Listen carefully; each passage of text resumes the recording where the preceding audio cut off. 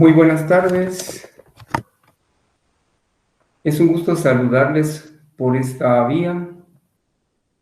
Les envío abrazos virtuales desde mi sede aquí en San Marcos. Les agradezco su bondad de estar conectados ya. Afortunadamente y gracias a este privilegio que nos da la Universidad Rural de Guatemala, me corresponde cubrir este curso de preparación para privado que corresponde al Derecho Civil 1, Civil 2, hasta el 4 y el Derecho Procesal Civil 1 y 2. Son los cursos que voy a tener el privilegio de compartir con cada uno de ustedes. Mi nombre es Eleazar Alangumer Cifuentes Orozco, abogado y notario, Magister Artium en Derecho Procesal Civil, con el privilegio de haber laborado para el organismo judicial y tener ya afortunadamente 18, más de 18 años de ejercer como abogado y notario, pero principalmente soy amigo de ustedes, compañero en este proceso de preparación. Déjenme decirles que necesitamos primero la misericordia de Dios, necesitamos el respaldo divino y por supuesto nuestro empeño, nuestro esfuerzo, el sacrificio de tener que dar horas de nuestro tiempo para estudiar de manera dedicada esta etapa previa a que puedan obtener los títulos profesionales que tanto anhelan. Muy bien, vamos a poner a la vista de ustedes para que vayan tomando nota de el desarrollo del curso. Para esta tarde tenemos el objetivo, como objetivo principal,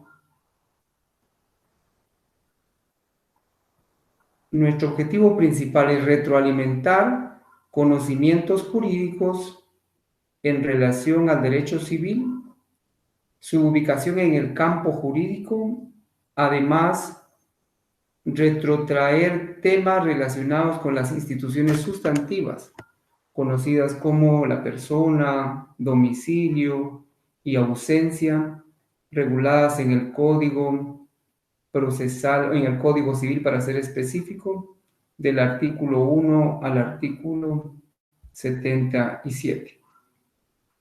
Ese es nuestro objetivo, el objetivo de la clase de hoy. Como sabemos que el tiempo es oro, vamos a ir procurando desarrollar los temas que los hemos anotado en una diapositiva. Veamos a continuación, si son tan amables, de tomar captura de estos temas para que los vayan teniendo en cuenta en el desarrollo de nuestra clase. El primer tema que vamos a desarrollar es la diferencia entre derecho público y derecho privado. El derecho civil, su definición, su origen, materias que comprenden, plan de división de ese derecho, plan seguido en Guatemala. Veremos también el tema de las personas individuales, jurídicas, la personalidad, la capacidad, clases de capacidad, la incapacidad y la regulación de estos temas en nuestro Código Civil. Desarrollaremos también el tema de el nacimiento y fin de la persona individual, teoría sobre inicio de la personalidad, la connacencia, la comorencia y su regulación. Procuraremos abarcar el tema de la identificación de la persona, teorías sobre la naturaleza jurídica del nombre, el seudónimo, el sobrenombre y la regulación de este tema. Buscaremos avanzar con lo que es el domicilio, su concepto, sus elementos, las clases de domicilio, efectos jurídicos, la vecindad, la residencia y la habitación. Veremos también, respetables estudiantes, la ausencia, el concepto, su importancia y la regulación. Y dentro de este tema de la ausencia, complementariamente, trabajaremos también la muerte presunta, que son temas que van concatenados en el código y en la vida del quehacer profesional también. Muy bien, estos son los temas que vamos a entrar a conocer. Déjenme decirles que espero que estén como yo, motivados, deseosos de entablar esta conexión. porque qué importante y qué agradable es compartir este tipo de trabajos didácticos que va en doble vía, enseñanza-aprendizaje. Lo limitante por ahora es que es en forma virtual y que realmente se convierte como en conferencias, pero procuraré abarcar con toda la diligencia los temas que ya os di a conocer. Muy bien,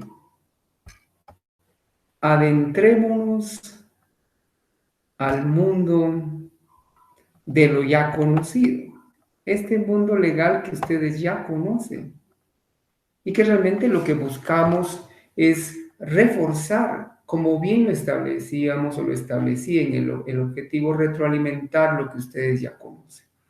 Por supuesto que no tenemos el conocimiento absoluto, hay temas que estoy muy seguro ustedes han leído a profundidad y que bueno, cualquier circunstancia, cualquier necesidad de ampliar su contenido, pues con todo gusto pueden hacerlo, que realmente nos preparamos no para el examen, no sencillamente para un examen privado, nos preparamos para el ejercicio profesional.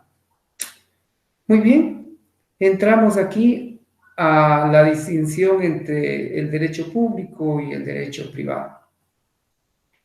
Déjenme introducir este tema primero, buscando en el conocimiento, en el vasto conocimiento de ustedes, con su permiso, una definición de derecho. Cuando hablamos de derecho, conceptualicemos derecho. Qué fácil es decir estudio derecho, me preparo en derecho, pero ¿qué es el derecho? Es una ciencia, es un conjunto de principios, de teorías, de normas que procuran la regulación de la convivencia entre gobernantes y gobernados, para procurar construir la paz social, la convivencia y, sobre todo, el bien común.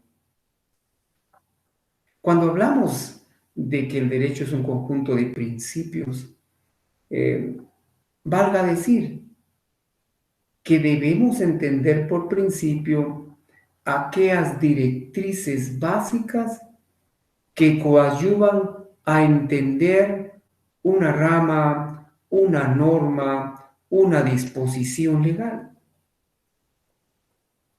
Cuando hablamos de teorías, nos estamos refiriendo a el estudio que los conocedores del derecho realizan para dar su punto de vista, para determinar su postura en relación a determinado tema jurídico, tópico jurídico.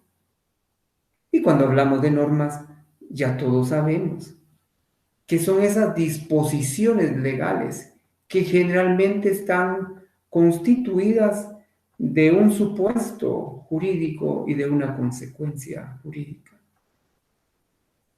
Entonces, ya sabemos o ya recordamos, mejor dicho, y estoy seguro que ustedes manejan conceptos también concretos de lo que es el derecho. Ahora bien, ¿por qué derecho público y por qué derecho privado? El derecho para su estudio y para su aplicación se divide o se ramifica en derecho público y en derecho privado. Ahora bien, tenemos que buscar una diferencia entre esto y entender que cuando estamos hablando del derecho público, nos estamos introduciendo al ámbito donde el Estado es parte.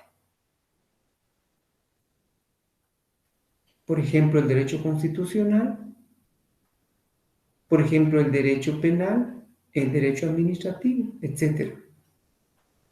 Y si platicamos o hablamos del derecho privado, concretamente nos estamos refiriendo a esas normas que regulan relaciones entre particulares y entre particulares y el Estado, personas individuales o personas jurídicas.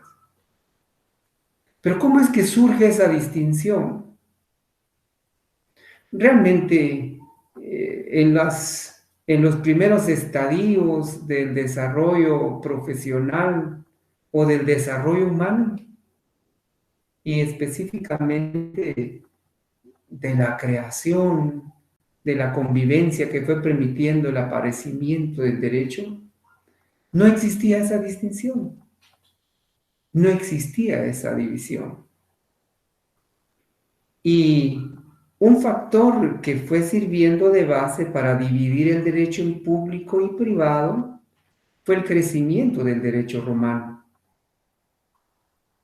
Inicialmente en el digesto romano. Y es bueno que tengamos en cuenta que el digesto no es otra situación que una compilación, una recopilación de libros que una comisión de juristas romanos nombradas por el emperador habían realizado. Y el emperador fue Justiniano. Él les dijo, necesito una recopilación de normas, de disposiciones. A eso le llamaron digesto. Y después aparece otra figura en el derecho humano, la instituta. Instituta.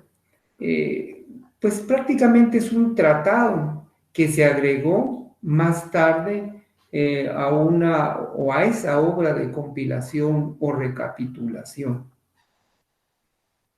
Aunque hubo controversias doctrinarias sobre esa división, sin embargo, allí con la instituta empezó a dividirse ese derecho público, a diferenciarse ese derecho público y el derecho privado.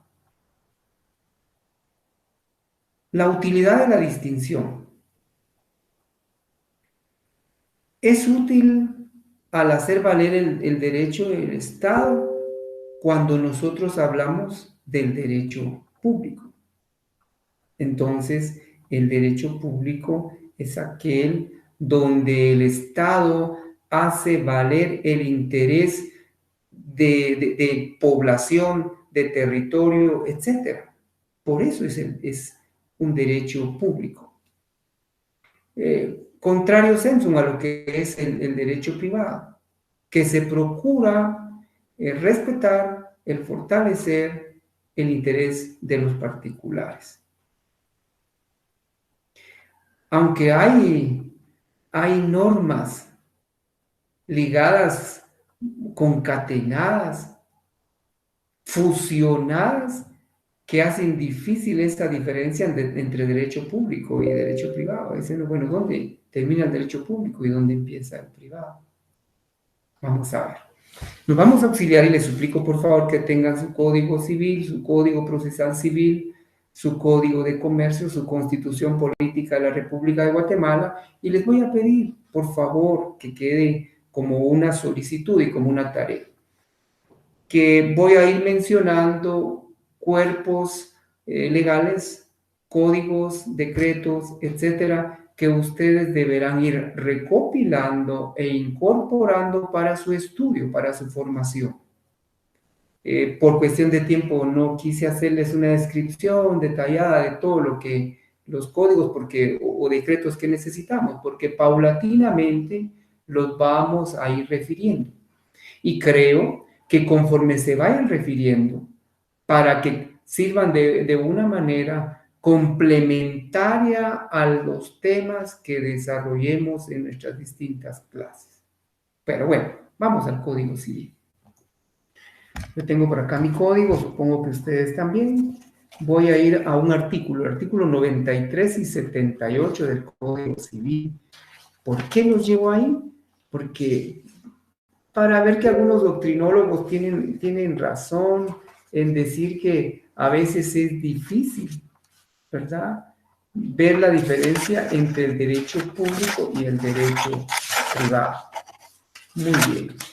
Tenemos el artículo 93 del Código Civil. Veamos. ¿Dónde encuentras la norma de derecho público? La diferencia entre ese derecho público y el derecho privado.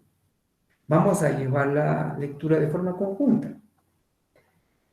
Establece el artículo 93 refiriéndose a la celebración del matrimonio. Vean, matrimonio, una acción entre particulares. Pero escuchemos el 93 de ese cuerpo legal.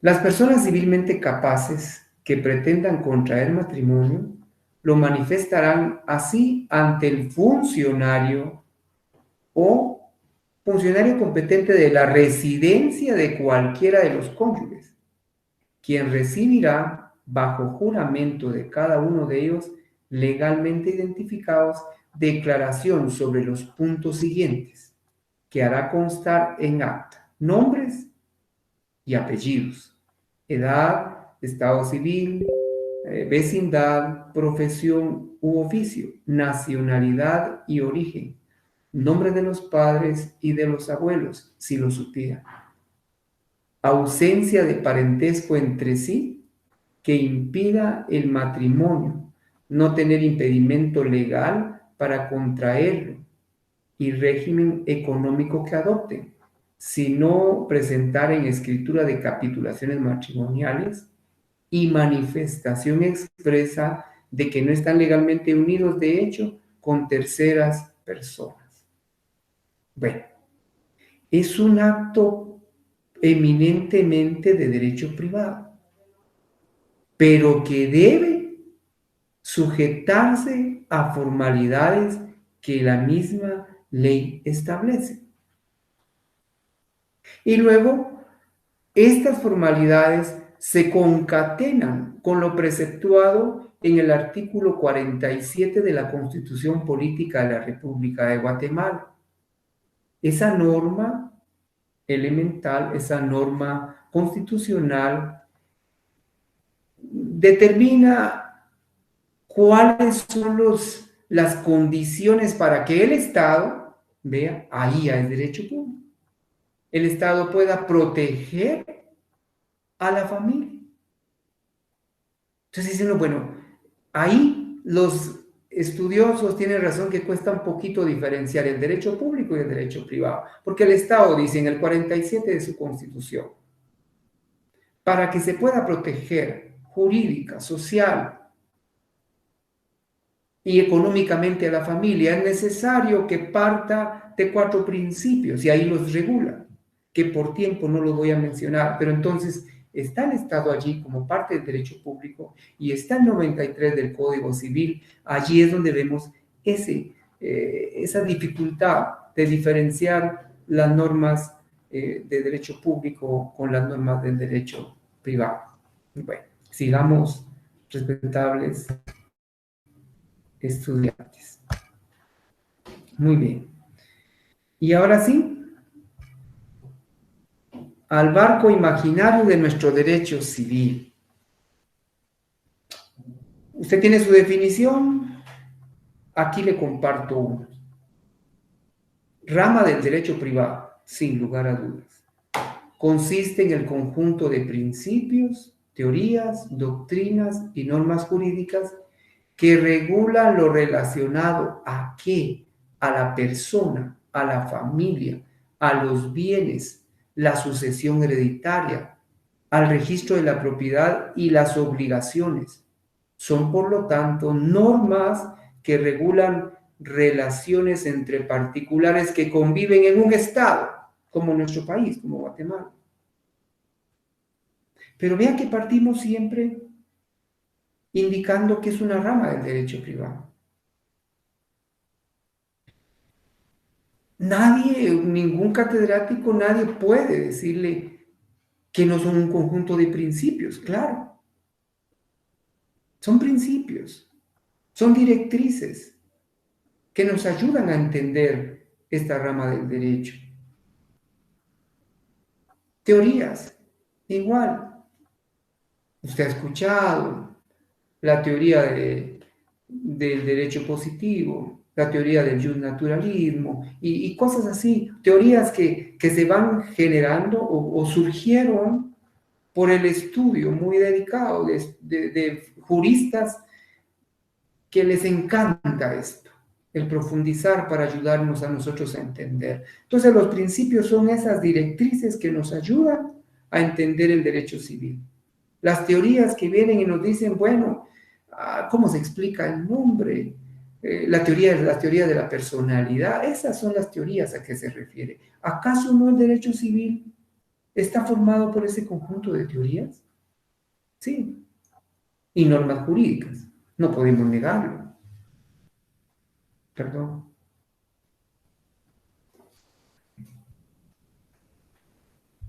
Existen normas jurídicas del derecho sustantivo o derecho civil y sí regulan lo relacionado a la persona. Ya vamos a ver cómo nos adentramos a eso, a la familia, a los bienes, a la sucesión hereditaria y todo lo que el concepto tiene o la definición tiene. Y por lo tanto, esas normas regulan relaciones entre particulares que conviven en un estado, como les dije, que afortunadamente en nuestro caso es Guatemala. ¿Cómo se origina la denominación de derecho civil? Vamos, jóvenes. Viene del derecho romano, del jus civile. Ese jurista tan famoso del derecho romano, Justiniano, lo caracterizó como derecho de la ciudad o de ciudadanos, por eso decía jus civile, el derecho de los ciudadanos. Contrario al jus gentium, vea cómo los romanos fueron los que nos ayudaron a diferenciar derecho público y derecho privado. Jus civile y derecho de ciudadanos. Jus gentium, el derecho común de todos los pueblos. ¿Qué materias comprende el plan de división y el plan seguido en Guatemala? Eso lo veremos. Entonces, ya tenemos una definición y ya sabemos el origen de la palabra civil. El derecho civil deviene del derecho romano, del jus civil. Muy bien. No nos vamos a detener, sigamos por acá. Y estamos muy bien, vamos a ver. Perfecto. Contenido del derecho civil. Solo tomamos nuestro código, no tenemos que estar memorizando demasiado. Es cuestión de sentido común, es cuestión de conocer nuestro código. Y en el Código Civil, usted abre su código que tiene a la mano y ese cuerpo legal contiene mucha regulación sustantiva en relación a la persona y a la familia. Nos ayuda a entender los bienes, la propiedad y demás derechos reales en el libro segundo. La sucesión hereditaria, el registro de la propiedad y el derecho de obligaciones. Es el contenido del derecho civil.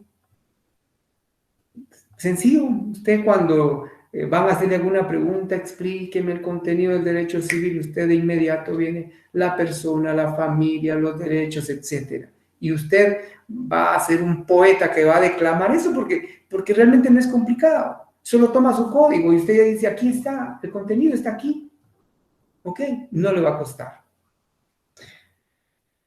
Planes de división del derecho civil. Bueno, veamos estos planes. Hay un plan romano-francés y hay un plan alemán.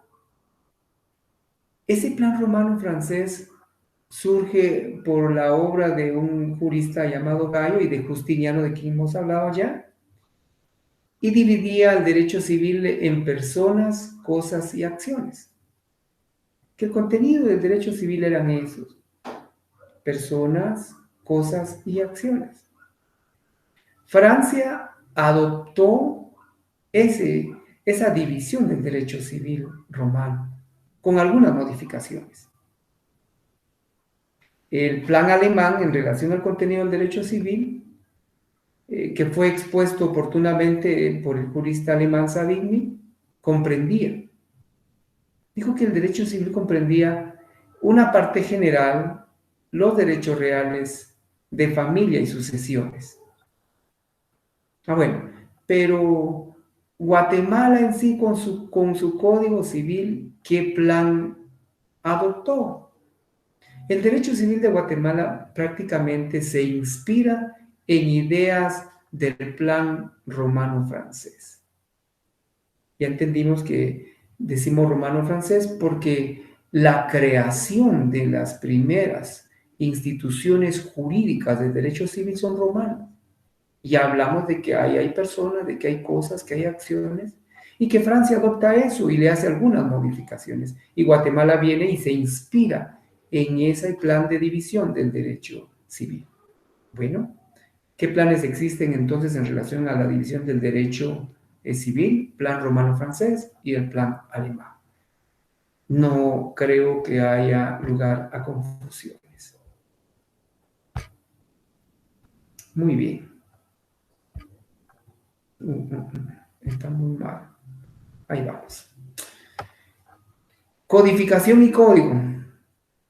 Ya sabemos que codificación no es más que la recapitulación, la reunión de una serie de normas o leyes que por su naturaleza coinciden en determinada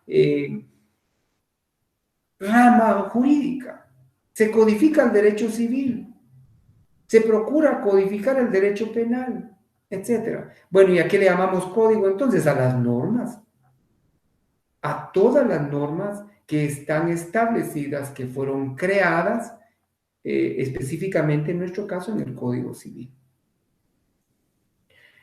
La codificación del derecho civil en Guatemala. Se aplicó el derecho español aún después de la independencia. Veamos esto. Surgió, no tengo que hablar de historia, usted la conoce mejor que yo.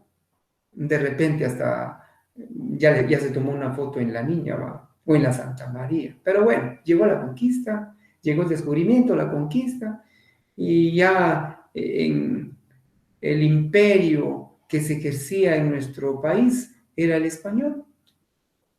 Y entonces aplicaban, por supuesto, normas civiles que tenían la procedencia y vigencia en España. Afortunadamente, entra en vigencia el primer Código Civil el 15 de septiembre de 1877 mediante el decreto 175 del presidente Justo Rufino Barrios. No quiero hablarle mucho de esto porque el tiempo es bien apremiante. Entonces, el primer Código Civil, 1877, 15 de septiembre. ¿Cómo se le va a olvidar? Eso no puede ser. Luego, el Código Civil subsiguiente de 1926, no, con la súplica de que veamos, cotejemos esto, creo que Lázaro Chacón estaba de presidente, ahí surge el siguiente Código Civil. El 13 de mayo de 1973 se promulgó el decreto 1932. Fue el nuevo Código Civil durante el gobierno de Jorge Ubico. Que dicho sea de paso, ese decreto 1932, aunque usted no lo crea, todavía tiene algunas normas vigentes, principalmente en relación al derecho de aguas. En nuestro país no hay una regulación del derecho de aguas. Por eso que se aplican algunas normas de ese decreto 1932. Perfecto, y el 14 de septiembre de 1963 se emitió el decreto ley 106, nuestro actual Código Civil. ¿Cuándo entra en vigencia? El 1 de julio de 1964, durante el gobierno de Enrique Peralta Azurdia. Ya conocimos un poquito de los códigos que fueron creándose en el desarrollo histórico de nuestro país a partir de la época post-independencia. Muy bien. Ahora sí, nos vamos de forma directa a lo que es una institución jurídica del Código Civil, la persona. Empecemos porque la etimología es de origen latino. de persono igual per y sono, as are, personare, dicen otros. Y que significa al final sonar mucho. Según su origen etimológico, designaba algunas máscaras que los actores en ese tiempo utilizaban para caracterizarse, para tener una atracción distinta, una apariencia distinta, pero usaban eso para darle más volumen a la voz en los lugares donde no había una adecuada acústica para poder realizar sus argumentos, personal, ya sonar mucho. El concepto de persona, usted lo conoce, puede decirle sujeto de derechos y obligaciones, pero puede ampliar un poco y de alguna manera indicar que es todo ente jurídico capaz, persona, todo ente jurídico capaz, todo humano capaz de adquirir derechos y contraer obligaciones. Ente jurídico capaz. Y si la ley establece o la conceptualización utiliza capaz, es porque también pueden haber seres humanos que no tienen capacidad, pero de eso hablaremos después. Por ahora, persona es todo ente jurídico capaz de adquirir derechos y contraer obligaciones. ¿Qué clases de personas hay, jóvenes? Aló, ya vino en su mente. Personas físicas, individuales o naturales.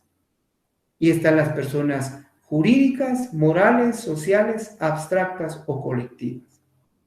¿Lo resumimos? Sí, personas individuales y personas jurídicas. No nos perdemos allí. Perdone que me tome mi sorbo, pero el platicar nos consume un poco de salir. Muy bien. Ahora vamos a continuar con nuestro tema en relación a la persona. Y nos vamos a adentrar al tema de las personas individuales. Para eso, bueno, ya sabemos que es una persona, ya ente jurídico capaz de adquirir derechos y contraer obligaciones. Ya lo recordamos. Ahora bien, ¿cuál es el estado jurídico de la persona? Si nos preguntan, ¿cuál es el estado jurídico de la persona? No es más que la situación jurídica en que se encuentra una persona en relación a alguien o a algo. El estado jurídico es la situación jurídica de un ser humano en relación a alguien o a algo. ¿Y cuáles son los estados jurídicos de la persona?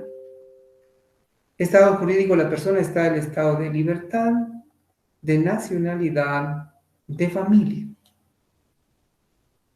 Y hablando de persona, vamos a imbuirnos ahora en lo que es la personalidad.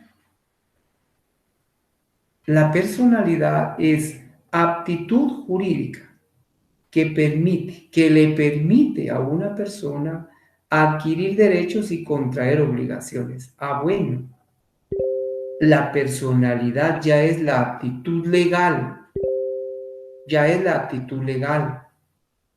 que tiene una persona para adquirir esos derechos y contraer obligaciones. Licenciado, ¿y será que hay algunas personas que no pueden contar con esa aptitud jurídica? Sí. Pueden ser los menores, pueden ser los interdictos, etcétera. Pero vamos a abarcar también el tema de la interdicción adelante. Ahora bien, ya dijimos que la personalidad, aptitud jurídica que permite adquirir derechos y contraer obligaciones. Esa aptitud es de una persona. Ahora bien, reitero, ¿cuáles son las teorías en relación al inicio de la personalidad? ¿Cuándo inicia la personalidad? ¿Cuándo? Veamos.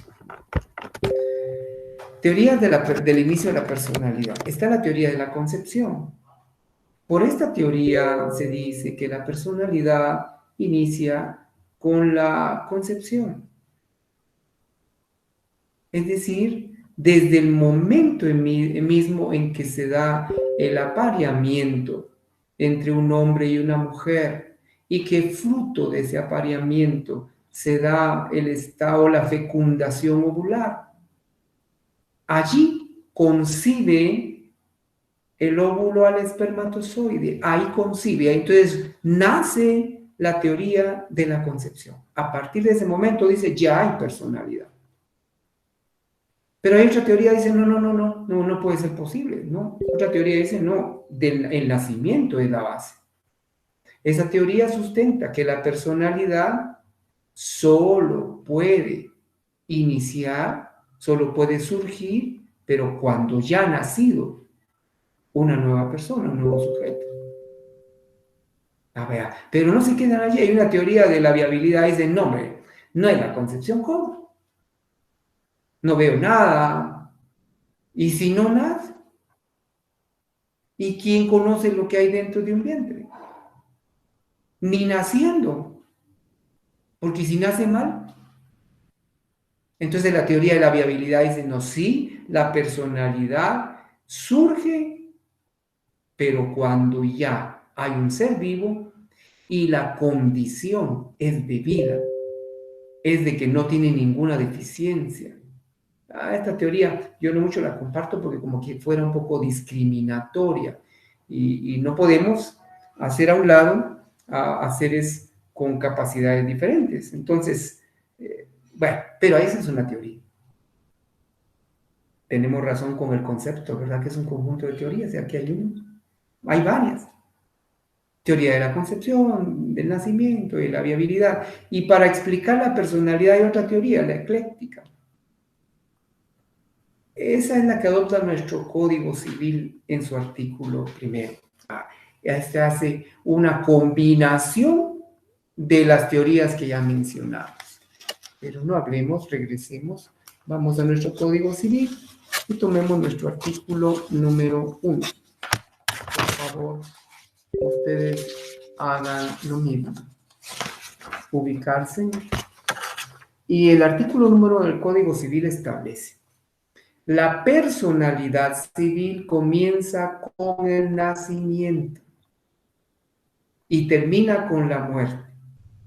Sin embargo, al que está por nacer se le considera nacido. Entonces toma en cuenta la teoría de la concepción. Y al que está por nacer se le considera nacido para todo lo que le favorece. Y toma en cuenta la teoría de la viabilidad, porque dice siempre que nazca en condiciones de viabilidad. Vea usted cómo nuestro Código Civil recoge, reúne, hace acopio de estas teorías y de esa manera estructura el artículo primero del mismo cuerpo legal. Ya vimos esto, vamos ahora entonces a continuar con la conacencia. Vamos a ver. Algunas parejas, algunas familias tienen la bendición de que de una relación, de un parto, nacen dos o más. Y entonces surge allí ese instituto civil que se llama conacencia. El artículo 2 lo preceptúa. Si dos o más nacen de un mismo parto, dice dos o más nacen de un mismo parto, se considerarán iguales en los derechos civiles que dependan de la edad. No se pueden pelear los gemelos, entonces los trillizos. Yo nací primero, yo nací. No. La ley establece que la conacencia da esa posibilidad de considerar iguales en derechos civiles que dependen de la edad. Muy bien. Comoriencia. La comoriencia Espero que mis códigos no estén mal. Tengo varios códigos y coinciden en coherencia. Artículo 3. Si dos o más personas hubieren fallecido de modo que no se pueda probar cuál de ellas murió primero, por ejemplo, hay un accidente, ustedes han escuchado muchos acontecimientos últimamente, hay un accidente vial y ¡pum! Fallecen padre, hijo, nieto, etc. ¿Qué establece el artículo 3? Si dos o más personas hubiesen fallecido de modo que no se pueda probar cuál de ellos murió primero, se presume que fallecieron todas al mismo tiempo, sin que se pueda alegar transmisión alguna de derechos entre ellos. Bueno, ya hablamos entonces de la conacencia, ya hablamos de la comorencia y estamos dentro del tema de la persona. Muy bien, y ahora nos vamos a el tema de la identificación de la persona. ¿Cómo nos identificamos nosotros? ¿Por lo chispudo, por lo jugador, por el platicador? No, no, no, nos identificamos por el nombre. Nos identificamos por el nombre. Eso nos identifica. ¿A que no lo creo? Artículo 4, Código Civil. La persona individual se identifica con el nombre con que se inscriba su nacimiento en el registro civil, el que se compone de nombre propio y del apellido de sus padres casados. Nótese que no dice primero del padre y segundo de la madre, no dice, no lo dice. De repente sea un punto de tesis usted, pero dice, se compone el nombre de nombre propio y apellidos de los padres casados o del de sus padres no casados que la hubieran reconocido. Los hijos de la madre soltera serán inscritos con los apellidos de esta. Muy bien. Y así continúa la norma. Vemos que tiene un párrafo más. Los hijos de padres desconocidos serán inscritos con el nombre que les dé la persona o institución que los inscriba. En el caso de los menores ya inscritos en el registro civil con un solo apellido, la madre o quien ejerza la patria potestad podrá acudir nuevamente a dicho registro a ampliar la inscripción correspondiente para inscribir los dos apellidos. Y así seguimos con lo del nombre. Incluso ya sabemos también que si solo fue inscrito con el apellido de la madre porque no estaba el padre por alguna circunstancia, también puede ir y proceder previo cumplir con los requisitos que establece el Registro Nacional de las Personas a reconocer y agregar el apellido a ese menor. Pero, ¿qué pasa con el nombre? Hay algunas circunstancias.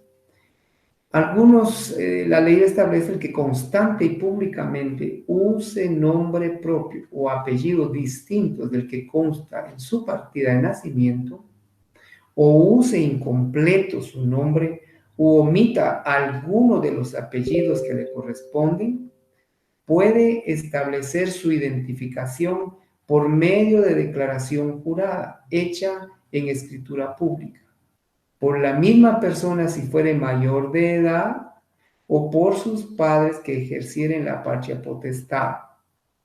También podrá hacerse por cualquiera que tenga interés en la identificación conforme al procedimiento establecido por el Código Procesal Civil y Mercantil. Entonces, a veces hay personas que utilizan un nombre pues distinto al que está en su partida. Conocemos un sinfín de casos. Digamos, una señora que se llama Maximina Velázquez, pero su nombre usual es Rosita. ¿Qué hacemos? Ya la norma es bien clara, se trabaja una declaración jurada contenida en escritura pública y allí puede hacerse constar el otro nombre. Es una identificación de persona esa escritura, se le extiende un testimonio al interesado para que vaya al registro y procedan a hacer la anotación correspondiente. Bueno, con el nombre nos entretuvimos un poquitito y vamos a continuar. Veamos, tenemos algo también en relación al nombre. ¿Se puede cambiar el nombre usted? Sí, sí se puede. Pero veamos cómo. Las personas no pueden cambiar su nombre sino con autorización judicial. Ah, bueno. La persona a quien perjudique un cambio de nombre puede oponerse a la pretensión del solicitante. Es la forma o en la forma que dispone el Código Civil, Procesal Civil y Mercantil. Se pueden realizar cambios de nombre. Esto sucede frecuentemente en el ejercicio de la profesión. Hay personas que por alguna razón no les gusta su nombre o suele suceder que los registradores anteriormente, ahora espero que no, pues un poco descuidados no anotaban los nombres correctos. No puedo mencionar ninguno de los casos que he llevado por cuestiones obvias, pero se ven las personas en la necesidad de cambiar su nombre. Y por supuesto que hay que cumplir con el trámite específico, que no es tema del asunto, pero lo que sí es importante es que la persona se identifica con el nombre y el nombre puede cambiarse, pero también puede oponerse cualquier persona afectada con ese cambio de nombre. ¿Será que puedo cambiarme el nombre para no pagar mis deudas? No. Sus obligaciones personales no van a variar, ni se van a extinguir por cambiar su nombre, así es de que mejor pague. Bueno, cambio de nombre. Muy bien. Cuando la ley habla de ese cambio de nombre, también el artículo 7º del Código Civil preceptúa que en los casos a que se refieren los artículos anteriores, la alteración se anotará al margen de la partida de nacimiento. La identificación y el cambio de nombre, no modifican la condición civil del que la obtiene ni constituye prueba alguna de la filiación. Usted es casado y quiere cambiarse el nombre para parecer soltero. No. El artículo 7 del Código Civil taxativamente regula que el cambio de nombre no modifica su condición civil. Muy bien. ¿Y qué teorías determinan la naturaleza jurídica del nombre? Hay varias teorías. Vemos allí. Hay una teoría que se denomina teoría del derecho de propiedad. La teoría del nombre atributo de la persona. Otra teoría que sostiene que es una institución de policía civil, no nacional civil, no, de policía civil. Y también una teoría que es un derecho de familia. A ver, la teoría que establece que el nombre es un derecho de propiedad sustenta su argumentación en que el nombre es pertenencia, es propiedad específica del individuo a quien le corresponde, de la persona a quien le corresponde. Eso sostiene. La otra teoría que dice que el nombre es un atributo de la persona, dice que, perdone, pero el nombre está adherida, es inseparable de la persona, porque no hay persona sin nombre. Es atributo entonces de la persona, según esa teoría. Y luego está la teoría que dice que el nombre es una institución de policía civil. ¿Por qué razón?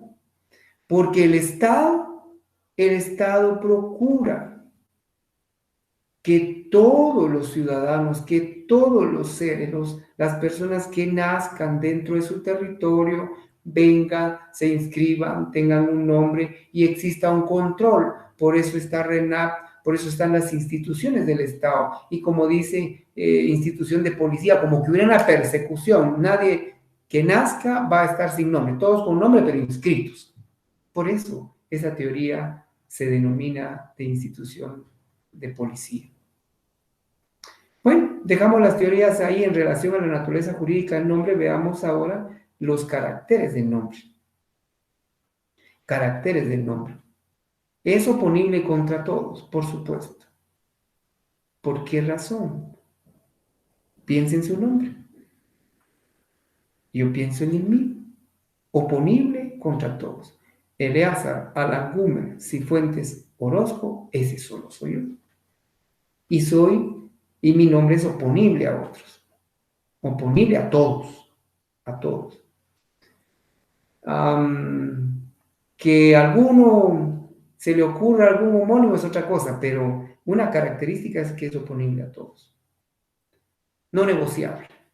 No se estima en dinero. El nombre expresa relación de familia, por supuesto. Mis apellidos, Cifuentes, Orozco, devienen de dos familias. Entonces expresa esa relación de familia. Oponible a todos, no estimable en dinero, expresa relación de familia, obligatorio, por supuesto, porque desde que fui concebido y usted fue concebido, esté donde esté, estoy seguro que su papá ya pensaba en el nombre.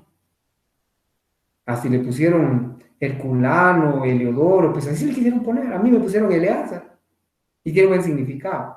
Si hay algún tocayo por ahí, Eleazar significa a quien Dios siempre ayuda, pero entonces el nombre es obligatorio.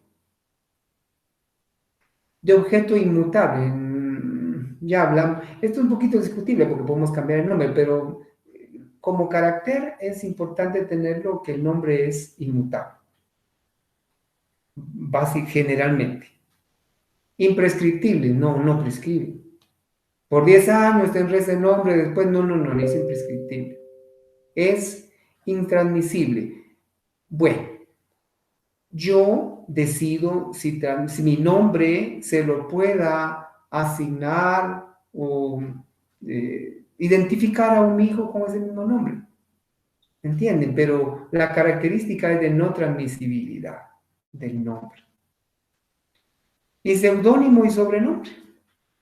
El seudónimo es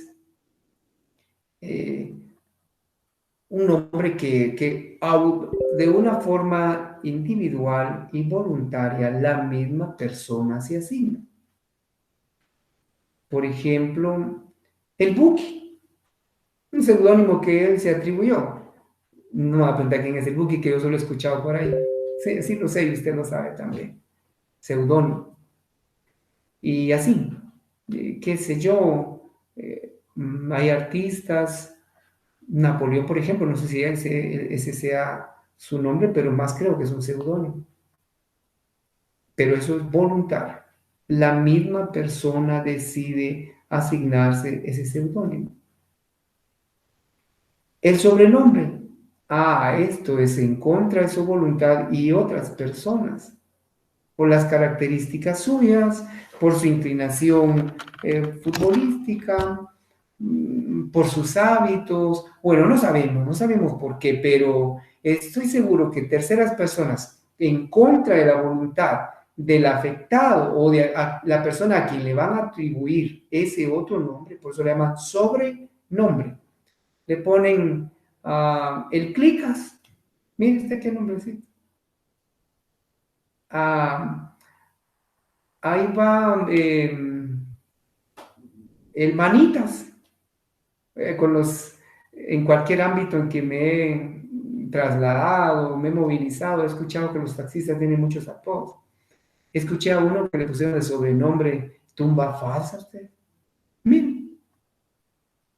Hitler, que en paz descanse va.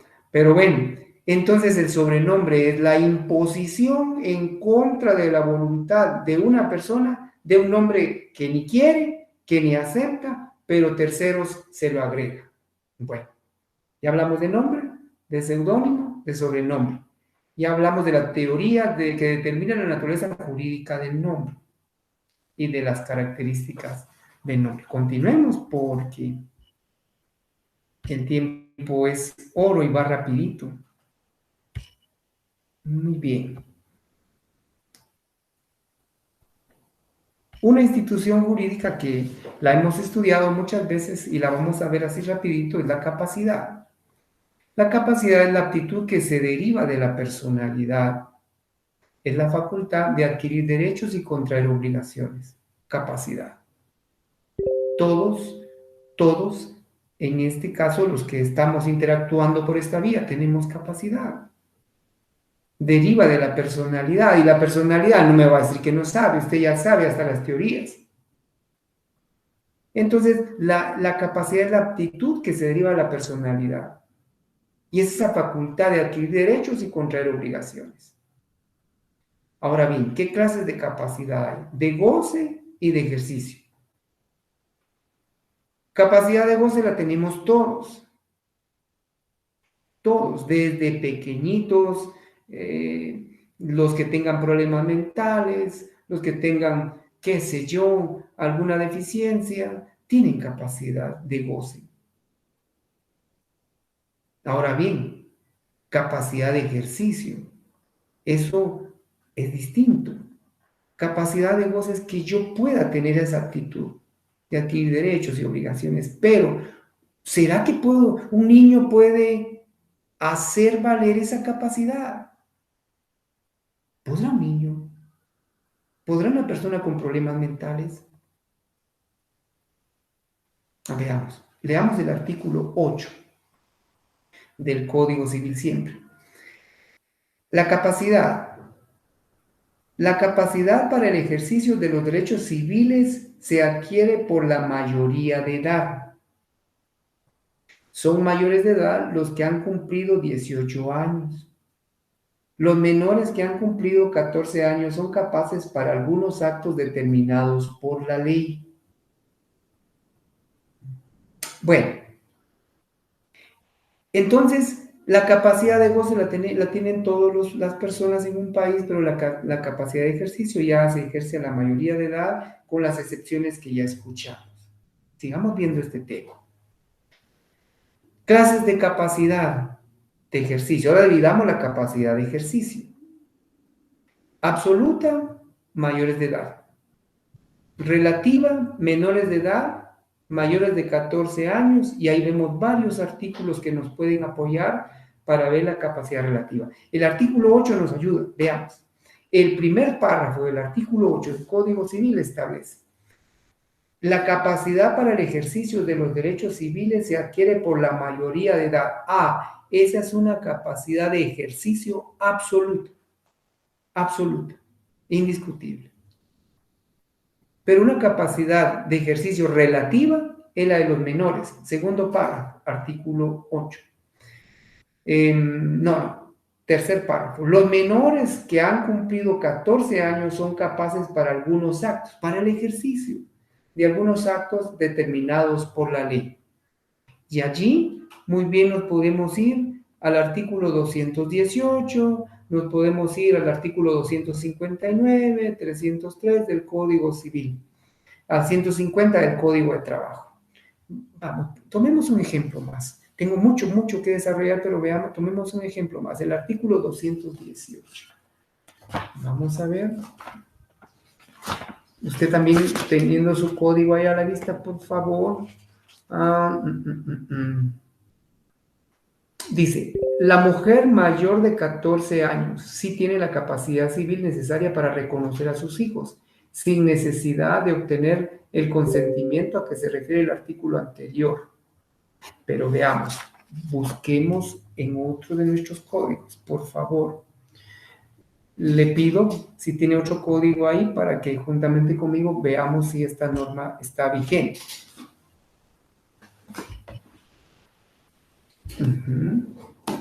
Perfecto.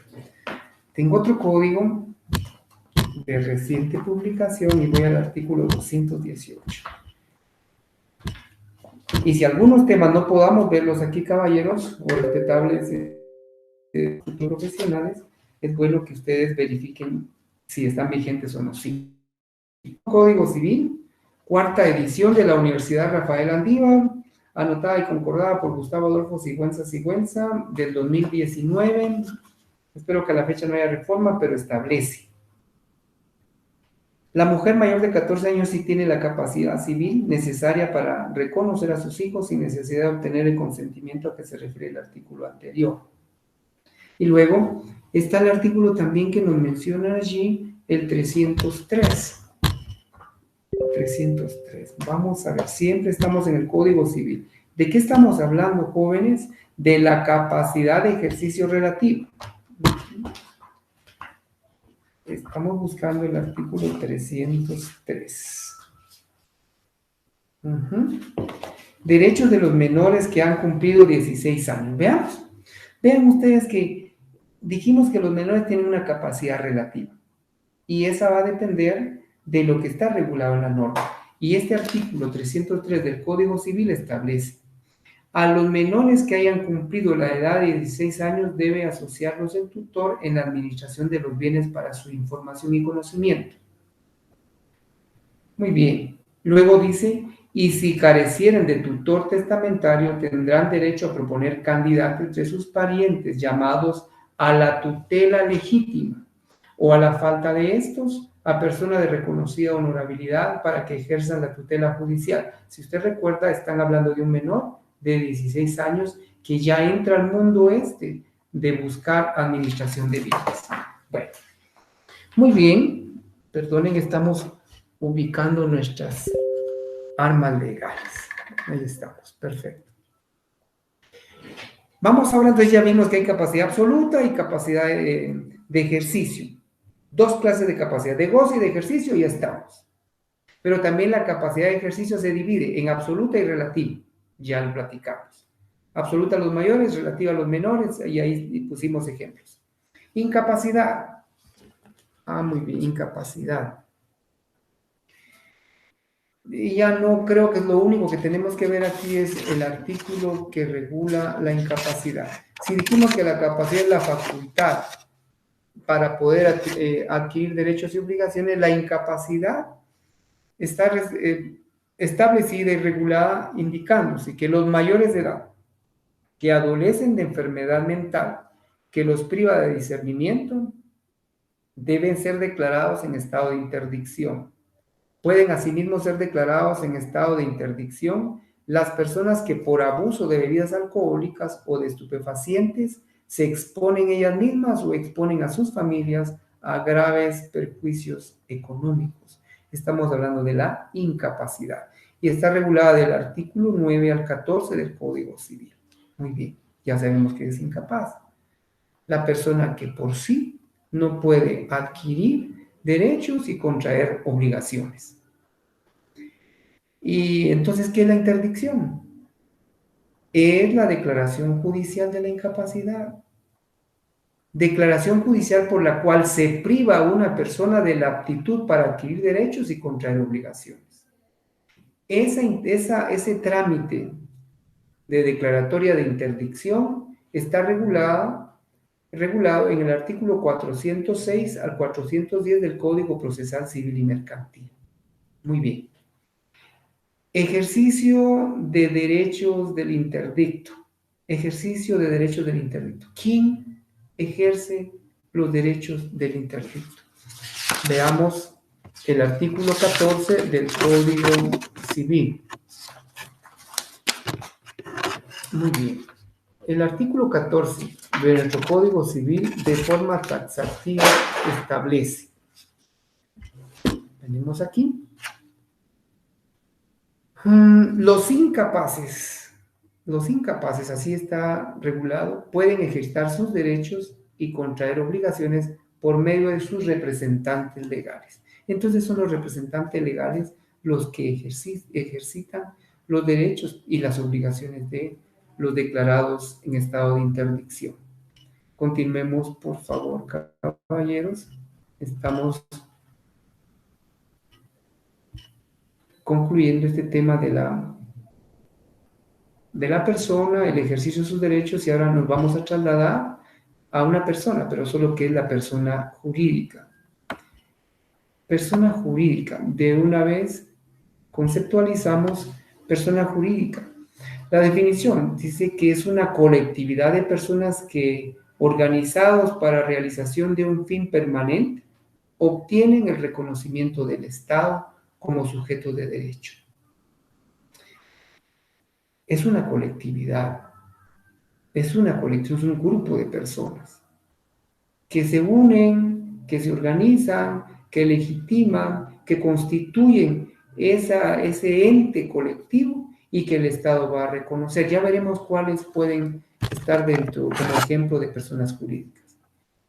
Teorías que determinan la naturaleza jurídica de la persona o la naturaleza de la persona jurídica. Hay una teoría en relación a la persona jurídica que, pongamos un ejemplo, la municipalidad, por ejemplo, es una persona jurídica. La universidad es otra persona jurídica. Las asociaciones son personas jurídicas, para que tengamos ya la idea. Ahora, ¿qué dicen las teorías? Hay una teoría de la ficción legal. Dice que la persona jurídica es ficticia, ustedes, es mentira. Porque solo el humano es persona. Eso establece la teoría de la ficción legal. Hay otra teoría doctrinal, siempre en relación a la naturaleza de la persona jurídica. Esa teoría doctrinal, igual que la anterior, cree que solo el humano puede ser persona, pero dice que no es ficticia y no tiene existencia legal. Entonces, no solo, que si bien es cierto está constituida, pero de acuerdo a esta teoría doctrinal, no tiene existencia legal para esta teoría. La teoría de la realidad establece que las personas jurídicas tienen vida propia y son sujetos de derecho, efectivamente. Una municipalidad es sujeto de derecho. ¿Está bien? Y tiene como institución vida propia. Procesos de creación de las personas jurídicas. Las personas jurídicas en su proceso de creación pasan por 3 etapas. Proceso volitivo, por el acto constitutivo y la inscripción en el registro. Proceso volitivo es la voluntad manifiesta de los órganos del Estado si es una persona jurídica de derecho público, o la voluntad de las personas si es una persona jurídica de derecho privado. El acto constitutivo no es más que la constitución en sí de la persona jurídica establecida por la ley y según la clase de persona, y generalmente se constituyen en escrituras públicas. Y luego la inscripción de estas personas en el respectivo registro, el registro de personas jurídicas. El fundamento está ahí del artículo 15 al 31 del Código Civil. Ya platicamos de personas jurídicas. Vamos ahora, veamos, a adentrarnos al domicilio. Domicilio. Da un poco de confusión. Ahorita vamos a tratar de una vez de dejar claras estas diferencias. Domicilio. No hay una norma que defina domicilio. Se considera en la práctica como la circunscripción departamental. Fundamento legal, artículo 32 del Código Civil. Solo que ese artículo 32 genera un poco de duda. Y lo vamos a ver. Vamos a leer. Usted téngalo a la mano para que conmigo comparta si es cierto que genera duda o no. Artículo 32 Código Civil establece: el domicilio se constituye voluntariamente por la residencia, dice. Vea cómo empieza la confusión. El domicilio se constituye voluntariamente por la residencia en un lugar con ánimo de permanecer en él. Aquí el código como que domicilio lo ve como residencia, pero sigamos con el resumen, que ahí les tengo la esencia de este tema. Muy bien. Genera duda, pero veamos cómo la doctrina y algunas normas procesales nos apoyan a resolver esta duda. Veamos aquí. Elementos del domicilio. Puig Peña distingue. El domicilio tiene un elemento espacial, otro temporal y otro intencional. Espacial porque el domicilio es un espacio, un lugar donde se vive. Temporal, la habitualidad de estar en ese lugar. Intencionalidad, su voluntad o el ánimo de permanecer en él. Y ahí está el artículo 32. Clases de domicilio. Está el domicilio voluntario en el artículo 32 y en el 33 también tenemos esa voluntariedad de vivir en determinado lugar. Está el voluntario, está el legal, el que está en el artículo 36. El artículo 36 es necesario que lo veamos, apreciables profesionales. El domicilio legal de una persona es el lugar en donde la ley, ¿quién? La ley, ¿cómo? La ley le fija su residencia para el ejercicio de sus derechos y el cumplimiento de sus obligaciones, aunque de hecho no esté allí presente. Ese es domicilio legal. Hay domicilio especial o colectivo. El artículo 40 del Código Civil establece que las personas en sus contratos pueden designar un domicilio especial para el cumplimiento de las obligaciones que estos originen. Domicilio especial o electivo. Elige, tiene varias posibilidades. Un contratante para fijar domicilio, pues lo hace. ¿Existe domicilio múltiple? Sí. Una persona puede vivir en 2 o 3 partes de manera temporal y a eso se le llama domicilio múltiple. El artículo 34 lo regula. Si una persona vive alternativamente o tiene ocupaciones habituales en varios lugares, se considera domiciliado en cualesquiera de ellos. Pero si se trata de actos que tienen relación especial con un lugar determinado, ese será su domicilio. Y bueno, se presume el ánimo de permanencia. ¿Cuándo? Por la voluntad o habitualidad de estar en ese lugar. Domicilio alternativo, ya dijimos que lo puede tener una persona. Domicilio no fijo, el artículo 35 ya lo regula. La persona que no tiene residencia habitual se considera domiciliada donde quiera que se le encuentre. Domicilio no fijo. Y domicilio legal ya lo enfocamos. En relación al domicilio también veamos los efectos jurídicos del domicilio. El domicilio tiene relevancia en la creación, desarrollo y culminación de toda relación jurídica. Véase, por ejemplo, el estado y capacidad de las personas se rigen por las leyes de su domicilio. Eso lo puede leer usted en el artículo 24 de la Ley del Organismo Judicial. Estado y capacidad de la persona se rigen por la ley de su domicilio. Artículo 24, Ley del Organismo Judicial. Cuando se ejerciten acciones personales, es juez competente en asuntos de mayor cuantía el de primera instancia donde tenga su domicilio el demandado. Eso está en el artículo 12 del Código Procesal Civil y Mercantil. La competencia en los procesos sucesorios corresponde a los jueces de primera instancia del último domicilio del causante. Bueno, estamos, efectos jurídicos del domicilio. El domicilio define muchas circunstancias. Para iniciar un sucesorio intestado, se inicia en el último departamento o lugar donde tuvo su residencia el que falleció, es decir, el causante. Ahora veamos aquí, vecindad, residencia y habitación. Vecindad. El Código Civil sí distingue expresamente la vecindad, para no confundirla con el domicilio.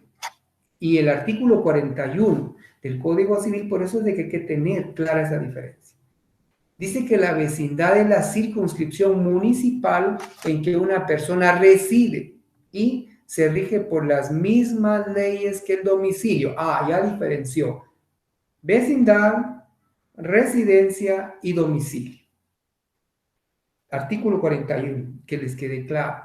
Residencia y habitación. Residencia se entiende como la casa o habitación. Son términos que se usan como sinónimos, pero varias disposiciones se refieren a una u otra e incluso confundiéndola con domicilio. por favor vean los artículos 174 del Código Civil, 71, y el artículo 12, segundo párrafo del Código Procesal Civil y Mercantil. Solo quiero enfocar ese artículo 12 del segundo párrafo del Código Procesal Civil y Mercantil, porque establece que para entablar acciones personales en contra de una persona, se debe plantear en el juzgado de primera instancia del departamento o lugar donde tenga su domicilio el que haya de ser demandado. Eso para que vean ustedes cómo la misma ley nos va ayudando a diferenciar vecindad, residencia, domicilio e incluso habitación. Sigamos.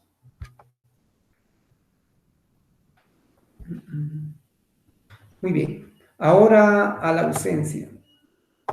Ausencia. Caballeros. ¿Quién es el ausente? No es el que cantaba, el que en paz descanse. No, no. Ausente. Es la situación jurídica en que se encuentra una persona que se halla fuera de la República y tiene o ha tenido su domicilio en ella, o quien desaparezca de su domicilio y cuyo paradero se ignora, ausente. La competencia en los procesos sucesorios corresponde a los jueces de primera instancia del último domicilio del causante. Artículo 42 Código Civil nos define lo que es el ausente. Ausente es la persona que se halla fuera de la República y tiene o ha tenido su domicilio en ella. Se considera también ausente para los efectos legales a la persona que ha desaparecido de su domicilio y se ignora su paradero. Ya sabemos quién es ausente. Ahora bien, importancia de la regulación jurídica de la ausencia. Jóvenes, en el derecho, en los distintos estadios que históricamente se registran, no había una regulación muy franca, muy amplia de lo que es la ausencia. Y eso, respetables profesionales, se debe a que con anterioridad las relaciones comerciales, las relaciones profesionales, las comunicaciones realmente eran bien limitadas. Los que ya estamos jóvenes, los que estamos patojos y que nacimos en los 80, en ese tiempo, para saber dónde estaba una persona, había que ir a buscarla a su casa, montar vehículo. Bueno, y algunos en el oriente, pues su caballo, hasta. Pero bueno, no había tanta, digamos, necesidad de regular la ausencia. Sin embargo, ahora o actualmente, con el desarrollo de las comunicaciones, con el tráfico comercial, etcétera, sí es importante que exista una regulación jurídica de la ausencia. Y todo por esa proyección cosmopolita, por esa interrelación de un país a otro, de un continente a otro, de las personas que hacen necesaria la regulación de la ausencia como instituto jurídico. ¿Qué ausencias, qué clases de ausencia, mejor dicho, existen? Material, legal, simple y calificada. Clases de ausencia. Clases de ausencia. ¿Estamos? Está la ausencia material, legal, simple y calificada. La ausencia material es la persona que se halla fuera de la República, teniendo su domicilio en ella. La legal. Para los efectos legales se considera ausente a la persona que ha desaparecido de su domicilio y se ignora su paradero. ¿Ven la diferencia? Ausencia material, el que está fuera de la República. Ausencia legal, está fuera, que ha desaparecido y se ignora su paradero. La ausencia simple es la ausencia donde no hay riesgo para que se pierda la vida.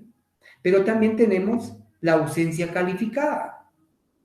La ausencia calificada es aquella donde existe el riesgo de morir en una catástrofe, en un incendio, en un terremoto, etc. Vamos a procurar abarcar estos temitas aquí. Va, muy bien. La ausencia ya no es, de hecho, debe ser declarada judicialmente. La declaratoria de ausencia está regulada en el artículo 411 al 417 del Código Procesal Civil y Mercantil. Déjeme por lo menos ver este artículo 411. Muy bien. El artículo 411 del Código Procesal Civil y Mercantil establece: pedida la declaratoria de ausencia, el juez, con intervención del Ministerio Público, ahora ya sabemos que es de la Procuraduría General de la Nación, mandará a recibir información que compruebe lo siguiente. Y ahí está lo que como requisito establece el artículo 411 para darle trámite a la solicitud de declaratoria de ausencia. Bueno, y ¿cuál es el objeto entonces de la declaratoria de ausencia? No está alguien, se fue del país, no sabemos dónde se encuentra. ¿Por qué vamos cuál es el objeto de pedirle a un juez que declare la ausencia? El objeto es uno: nombrar defensor judicial al ausente. Ese es el objeto. ¿Quién podrá ser defensor judicial? ¿Quién puede ser defensor judicial? El apoderado, si hubiere dejado. Hay personas que antes de irse del país solicitan al notario la autorización de un mandato y dejan a un mandatario o un apoderado. Entonces, si existe apoderado, si antes de irse del país, si antes de desaparecer, dejó su apoderado, él puede ser exactamente su defensor judicial. También puede serlo alguna otra persona de no dice notoria, hay que corregir eso por favor, notoria honradez, persona de notoria honradez. De una vez, porque si no, estamos, descuidamos eso, perdón. Muy bien, de notoria honradez. También puede ser nombrado como defensor judicial. Podrá ser defensor judicial el apoderado si hubiere, por supuesto, o personas de notoria honradez o arraigo, por supuesto. Está en el artículo 45, lo enfatizamos. ¿Quién puede denunciar o quién debe denunciar? La ausencia. Si el ausente tuviere bienes que deban ser administrados. Si hay bienes, veamos, artículo 47. Cuando el ausente tenga bienes que deban ser administrados, cualquier persona capaz o la Procuraduría General de la Nación, por favor tengan en cuenta el decreto 2597. ¿Aló? Decreto 2597 es tema de estudio y de revisión. Establece el artículo 47 del Código Civil entonces que cuando el ausente tenga bienes que deban ser administrados, cualquier persona capaz o la Procuraduría General de la Nación pueden denunciar la ausencia. ¿Para qué? Para solicitar el nombramiento del guardador de sus bienes. Perfecto. Vemos esto entonces, si hay bienes, ¿quién puede solicitar la declaratoria de ausencia? Declaración de la ausencia. El artículo 49 del Código Civil establece: la ausencia debe ser declarada judicialmente. Ah, bueno, no por notario, ¿verdad? Debe ser declarada judicialmente. Concluido el procedimiento respectivo y hecho el nombramiento definitivo de guardador, ya vimos que el guardador es la persona a quien se le va a encargar el cuidado, la protección de los bienes del ausente. Entonces, la persona designada entre las que menciona el artículo que precede recibirá los bienes llenando previamente los requisitos legales y asumirá la representación del ausente, cesando en su cargo el defensor específico y el depositario provisional. ¿Ok? Llega el guardador y en ese supuesto jurídico, en este supuesto sustantivo, sustituye, de ser así, al defensor específico y al depositario provisional. Administrador cumplirá con formalidades para enajenar bienes o gravarlos. Bueno, administrador de bienes por parientes primero. Abarquemos ese tema. Artículo 55. Vamos a ver. La administración de los bienes podrá ser solicitada y ejercida por el cónyuge e hijos del ausente, y a falta de ellos, por los parientes consanguíneos, en orden de la sucesión que establece la ley. Entonces se puede administrar los bienes por familiares, sí se puede hacer por parientes. Hay que leer los artículos 55, 56, 59 del Código Civil. ¿Y qué sucede si un administrador quiere disponer o enajenar de bienes? Pues la respuesta la da el artículo 60 del Código Civil. El administrador no podrá enajenar ni gravar los bienes del ausente. Pero dice, sin llenar las formalidades que la ley establece en cuanto a los bienes de menores o incapacitados. Para poder disponer de bienes de menores o incapaces, debe por favor leer el artículo 418 al 424 del Código Procesal Civil y Mercantil, 11 al 13, de la Ley Reguladora de Tramitación Notarial de Asuntos de Jurisdicción Voluntaria, 11 al 13 de la Ley Reguladora de Tramitación Notarial de Asuntos de Jurisdicción Voluntaria, por favor. Y hay que tener en cuenta ahí que en caso las decisiones no se hagan cumpliendo esos preceptos que ya referimos, hay que ir al artículo 264 del Código Penal, porque puede ser un caso especial de estafa. No es sencillo disponer de bienes de ausentes y mucho menos enajenarlos si no se cumplen los requisitos que la ley establece. Y estamos concluyendo ya. Voy con la muerte presunta. Muerte presunta. El artículo 63 del Código Civil establece claramente cuándo se presume la muerte. Una persona está ausente. Pero ¿qué sucede para que se considere un muerto presunto? Transcurridos 5 años que se decretó la administración por los parientes o desde que se tuvo la última noticia del ausente, 5 años después, podrá declararse la muerte presunta de éste, y en tal caso podrán sus herederos testamentarios o legales pedir la posesión de la herencia. ¿En qué otros casos puede declararse la muerte presunta? El artículo 64 nos ayuda y nos da muchas luces. Dice, puede declararse la muerte presunta de personas desaparecidas en guerra, después de 1 año de terminada la guerra, de personas encontradas a bordo de un buque náufrago o accidente de aviación, también de personas cuyo cadáver no se ha encontrado por causa de explosión, de incendio, terremoto, derrumbe, inundación u otro siniestro. En esos casos puede también decretarse la muerte presunta. Fecha de la muerte presunta, el juez la determina atendiendo las circunstancias que regula el artículo 65.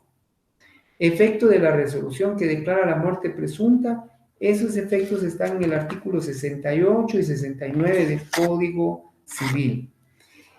El 68, la resolución que declare la muerte presunta, así como la que otorgue la posesión definitiva de los bienes, será inscrita en los registros del Estado Civil y de la propiedad inmueble que corresponda. Muy bien. ¿Qué sucede si el ausente o presunto muerto aparece o regresa? No estaba muerto, estaba de parranda, dijo aquel señor. ¿Qué sucede? El artículo 75 nos da la respuesta concreta. Artículo 75. Si el ausente o presunto muerto aparece o se prueba su existencia, aún después de la posesión definitiva, recobrará sus bienes. Ahí está la forma. Pero hay otra pregunta. ¿Qué sucede si el cónyuge contrae matrimonio y el presunto ausente, su ex esposo, y que ya es presunto muerto, regresa, está crítico, va, jóvenes. Bueno, ojalá que no le pase a usted eso. La ley establece, si el cónyuge de la persona declarada muerta contrae nuevo matrimonio, este será válido aunque el ausente, a no ser que los cónyuges o uno de ellos conociera las circunstancias de que estaba vivo el ausente, será válido, recuerden. En este caso, la acción de nulidad corresponde al ausente o al cónyuge que haya ignorado. Bueno, si el nuevo esposo se hizo el desentendido y ya sabía que el presunto ausente y presunto muerto estaba vivo, puede plantearse nulidad por haber omitido ese conocimiento. Bueno, muchas gracias, muy amable a todos. Les ruego, por favor, sean diligentes y lean, amplíen lo que les compartimos. Hasta aquí concluimos con la clase de esta fecha. Si Dios lo permite, esperamos vernos en la próxima semana. Dios los guarde. Buena tarde y con permiso.